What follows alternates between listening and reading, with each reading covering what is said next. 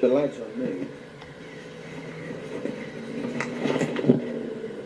they treated me with suspicion. Okay. They showed face. Okay, they'd known me. Showed face, but they were also living in fear, and they were living in fear because they'd committed to a certain way of life. You know what I mean? They got married. They were a slave to the job itself, which was the military. You know what I mean? So for them to leave the military,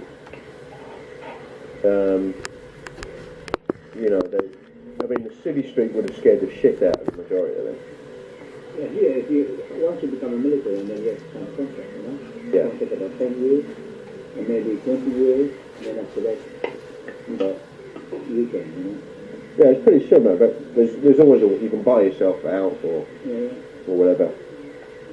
And if you want to leave the military in the UK, as in regular military, you have to give a year's notice, you know, which is what I had to do. Otherwise, you simply quit and then disappear, and then you have to go to this what is that? Military yeah? Yeah. What do you call that? It's a military... Well, inquest and this, that and the other, what's going on. And, yeah, I mean, you go AWOL, then AWOL is absent without leave. But, yeah, I mean, most people understand it, you know what I mean? I mean, you know, if you wanted to get out, then you give a year's notice, and then hopefully... They accept it, yeah. I mean, they do want me to get out first, but I insisted on getting out. And that was a long time ago. I mean, I officially got out of the military in 1999. I left my battalion in Belfast, Northern Ireland. During war? Yeah. It was during counter-revolutionary warfare, which was Northern Irish. You know, at the time, there were still issues with the Irish out there. And, but it calmed down since the actual... And I was working mainly advisory role for JD, explosive ordnance disposal, so I went out on a couple of jobs with them, or a few jobs. The first day I was with them, we went out and we blew up cars. These guys use robots and we're sending what's known as ATO, which is the ordnance basically disposal officer, highly trained, skilled guy. My primary task was to cover him on an infantry role and his team, and to counteract what was known as IED threat or sniper threat, so counter-snipe. Basically, while the guys who are technicians and technical guys, and again, very good at their job, what they did was they brought in guys like me who would support them to allow them to concentrate on the job in hand, and there was someone like me to then counteract, the sniper threat or whatever it may be, or crowd disturbance. And because what these boys used to do is use tactics where they did this like back in the late 1970s and 80s. They started to perfect this element where there'd be an explosion or there'd be an incident. Like an explosion went off, and an IED, improvised explosive device, would go off, and security forces like IUC, military, police, and this and the other would turn up at that location and deal with that situation. Where that explosion happened, they'd use what's known as SOPs, standard operation procedures, and they'd go into an SOP where they'd cordon the area off, they'd send in forensics to, and this, that and the other. But what these boys did was they'd sit off and they'd have maybe one or another two devices that were planted. And what would happen is, okay, so the device goes off, the standard SOP goes in, you know what I mean? Security forces go in, cordon the area, and then what they do is they then engage with a second device, you know what I mean, which would cause havoc and kill security forces within the cordon area itself. Sometimes you'd lose an ATO, sometimes you'd lose, high value targets basically compared. So, the Irish boys knew exactly what they were doing. They were very good at what they did. but they were going up against, British intelligence, MI5, MI6, British Special Forces, SAS, and then there was another group in as well that operated within Northern Ireland called 14 Intelligence, and 14 Intelligence specialised in the problem with MI5 and MI6 was they worked independently. So the idea of MI5 is supposedly internal security for UK. MI6 works external. So like in America you have FBI and then the CIA, okay? FBI works internal security, okay, of the United States itself. Yeah, FBI, yeah. So Federal Bureau of Investigation, yeah. So that would be sort of the equivalent to our MI5, as it were. And then MI6, okay, Secret Intelligence Service, worked on a global scale. You know what I mean? They worked, over the globe, and sorry, it's just a firefly.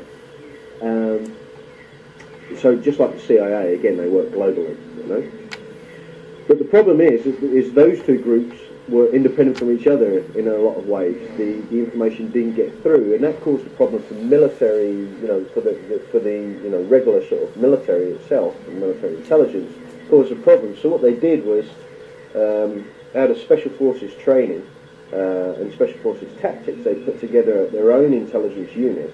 You know what I mean? That way they could control the amount of information and and basically stay on top of it without losing information through lack of communication through 5 and 6. So they brought in this element called 14 Intelligence, and that was the basic head power in the fight against the terrorists in Northern Ireland. Now 14 Intelligence has moved on now, and instead of just so 14 Intelligence was literally only used in Northern Ireland in that conflict. In more modern times now, 14 Intelligence has gone global.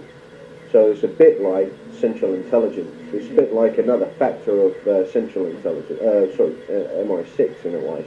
And these guys, have expanded and doing operations using their tactics, their skill set. They're operating on different levels of conflict around the world now.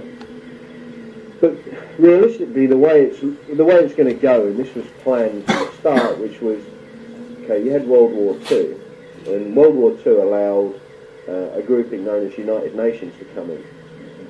Okay, United Nations was supposedly a group set which, controlled all conflict around it on a global scale. Yeah. But the problem with so it should have come in by World War One, but World War One didn't really realistically work. So they used World War Two, and they managed to pull it off. And out of World War Two, they had the OSS, the intelligence group, and later on, basically, the CIA was formed after World War Two. I want to know, I just want to ask you Interpol, yeah. What did they... Okay, so Interpol is basically a global intelligence unit that supposedly works in conjunction and basically, on a global scale, it has a capacity to police the globe, basically. That's the idea.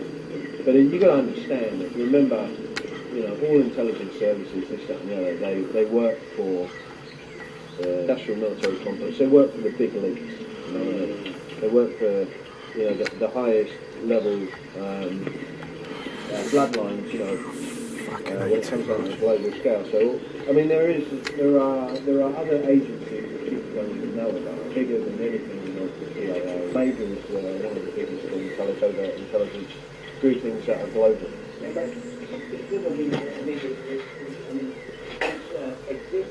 Well, some people know about it, some people don't.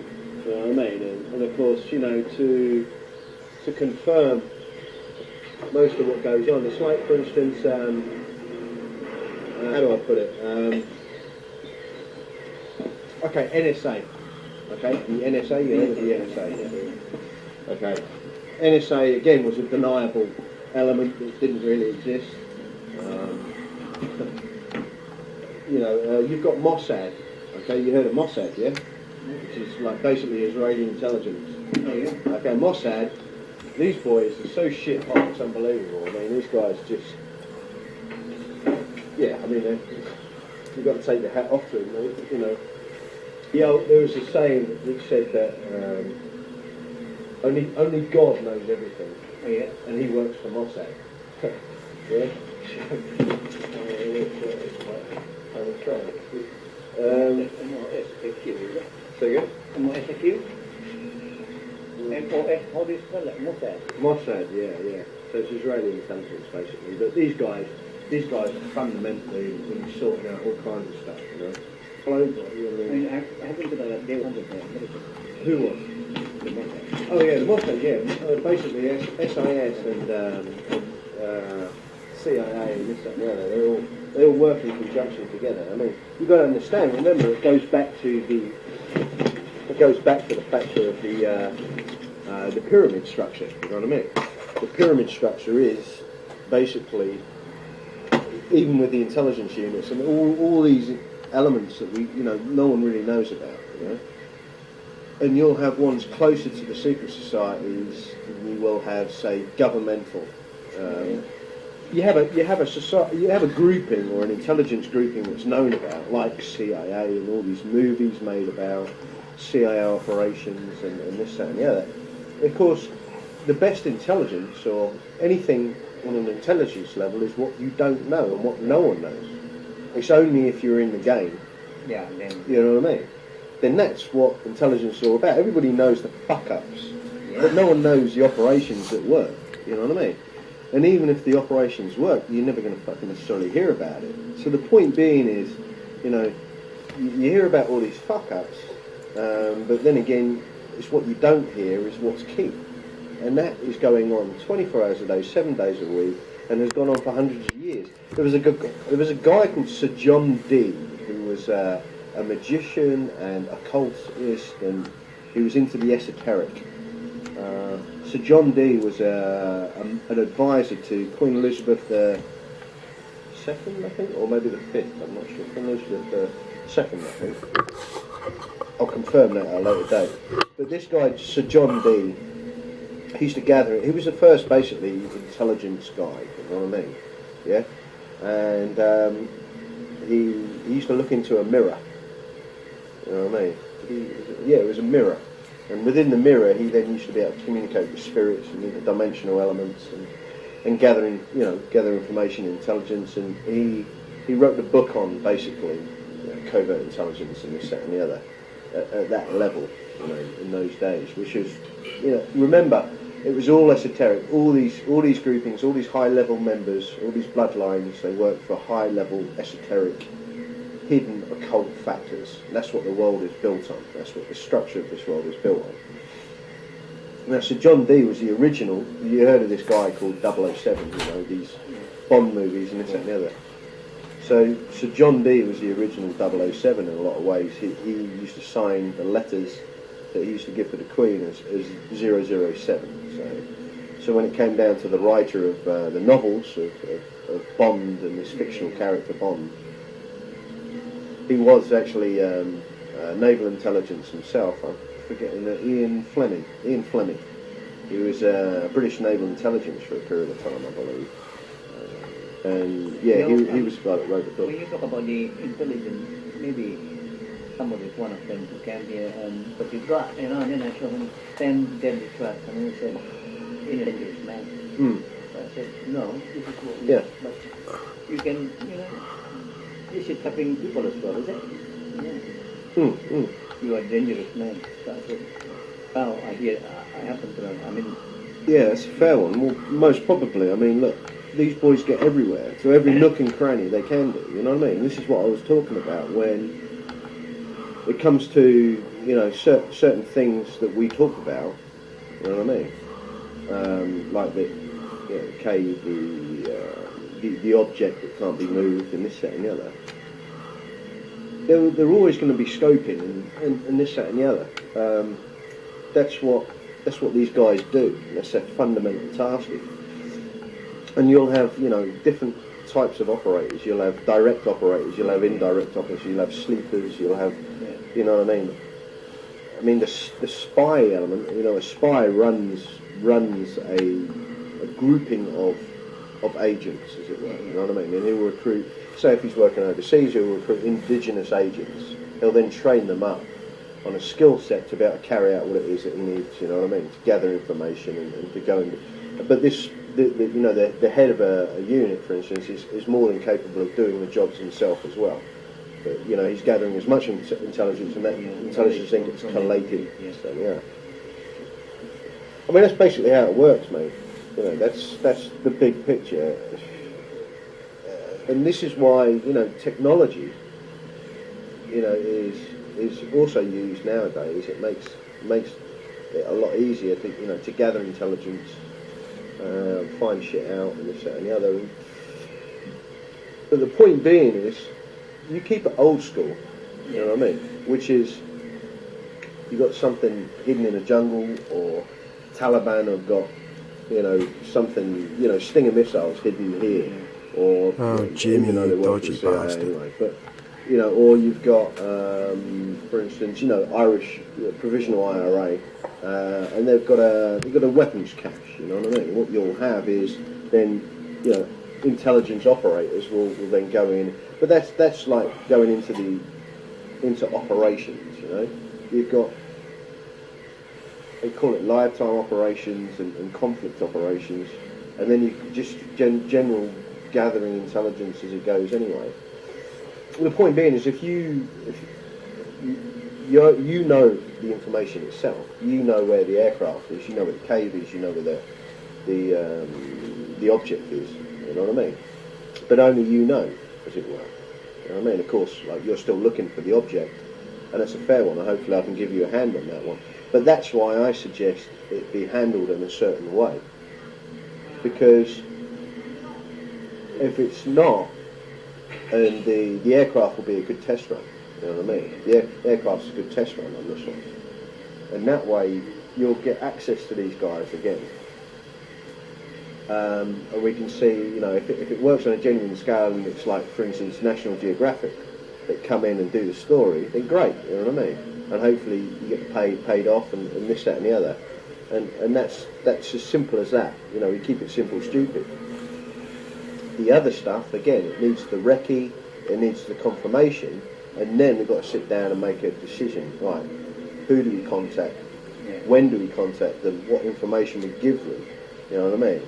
Up to a certain point. And you've got to stay in that level of power. You know what I mean? So it goes back to the old adage, it's on a need-to-know basis, you know what I mean? And even if you want to take them there to a location, and you take one person in, for instance, and you make sure they're not carrying a capability where they can be tracked or traced, and in the jungle it's difficult with technology, what you do is, you blindfold them. You know what I mean? You take them in so far, and then you say, right, at this point, you'll be blindfolded, and this, or whatever, you know, you work it however you want to work it. But then what happens is that individual then has confirmation, wow, there's that thing, it can't be picked up, blah, blah, blah, blah. You blindfold them again, you take them out, and then they start tapping in the jungle again. You bring them out whatever route you want to do, you know what I mean? They have no capacity to be able to get back there, because they have no idea. But what they can do is they can confirm, you know, what is there, and this, that, and the other. I mean, that's one way of looking at it, you know, in really basic terminology. Yeah?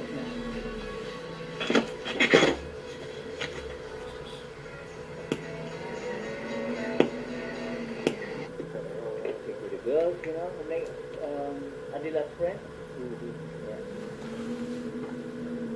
Ya, betul lah. Orang jangan ikutin. Oh. Betul. Enggak. Oh, kalau komputer mampu deh. Tapi betul orang lah. Tak lalu kata. So when did this chap come in then, mate? Where? Here. This chap that was asking for the traps and setting, or you were showing him the traps. 2 years ago. He came here 2 years ago. What did he tell you then? No, there's nothing much, you know. Water. Where water? It's a rice wine, no? Tapat? No, mentako. Montako. Oh, yalla. Tapura. Well, I say it? Yeah. Chicken? Give it to you, eh?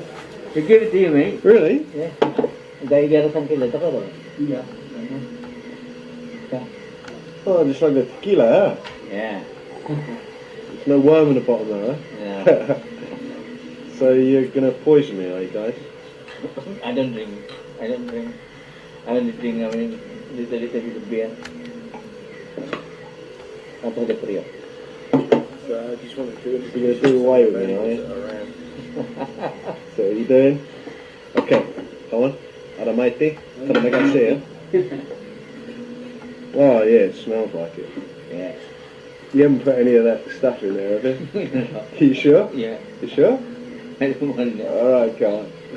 Aramaiti. No, I'm on medication actually, but if I drink that, then... You'll be telling me about all kinds of things. Yeah. Yeah, it's fair. Look, put it this way, Stav, yeah? Okay? My affiliation now is to you and you alone. Yeah. Yeah. Okay. Yeah. My mother and father have seen me get fucking screwed over by every single grouping I've ever been a part of. You know what I mean? Yeah. The only people that never fucked me, okay, was last time I was out here. And even then, you were sneaking around, looking out for me when I was fucking getting my head down in that A-frame, eh? Yeah. But that wasn't screwing me up. You didn't put a fucking foot-long centipede in there. Oh, Or, no way. Go on. you know, you didn't set any traps, so I get speared on the route down there or anything like that.